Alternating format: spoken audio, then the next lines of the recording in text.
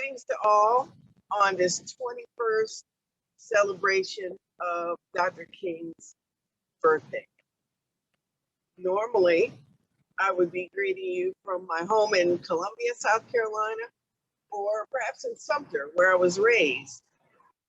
But because of the passing of a star in our family, I'm greeting you from here in New York City at the United Nations site. And the reason I've chosen this site on Dr. King's birthday is because of a speech that he made here on April 15, 1967. A little bit after a speech he made on April 4th, 1967, 1 year exactly, 1 year before his assassination.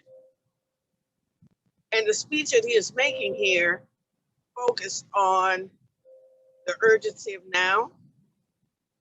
And many talk of the Vietnam War, which the speech was in opposition to, after a march of hundreds of thousands of people down the street from Central Park to the United Nations building. But his speech was about more than that on that day. His speech was about speaking your conscience. He said that he had to speak because his conscience would not allow him to be silent. So he talked about the poor. He talked about the many different chains of need and how all of our needs are interconnected.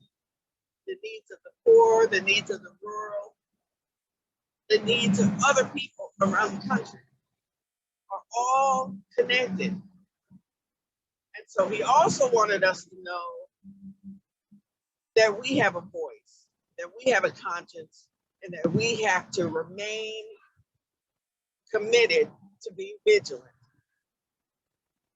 Now, after that speech, he spoke many times in South Carolina. He came to King Street to give a speech about marching on the ballot boxes.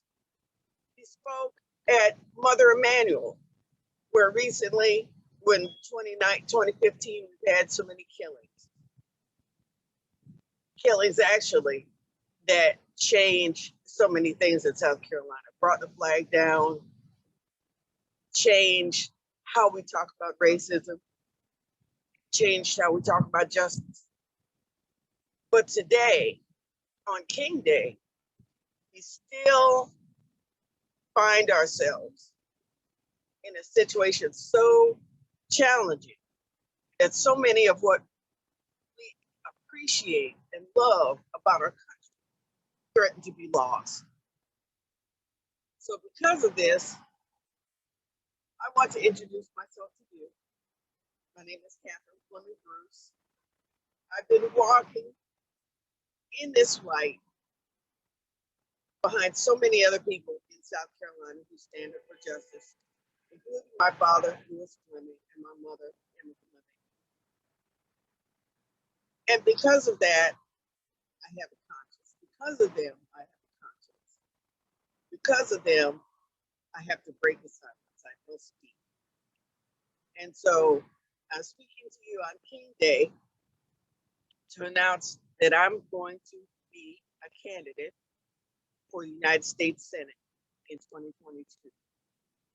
The reason I'm doing this is because it is part of a journey that I've walked, walking in the footsteps of people that I love and seeing other people who deserve to have policy that's going to help them, policy that's going to make their lives better. And so for that reason, I ask you to reflect on the day of Dr. Martin Luther King, and as you're doing that, to remember that his voice is no more powerful than your own, and that your voice is going to be called on this year to make sure that we have a country that allows everyone to participate, that allows everyone to move forward, to have opportunity, and not to create a country where all those opportunities are shut off, except for those with money and prominence. So again, my name is Catherine Fleming Bruce, speaking to you from the United Nations. It's very cold here, and it may be cold or warm where you are, but I hope you'll remember my words today. I hope you'll learn more about me, be part of my team, and join my effort, because it's going to be more than a campaign. It's going to be a movement to ensure that South Carolina is whole and is part of the other states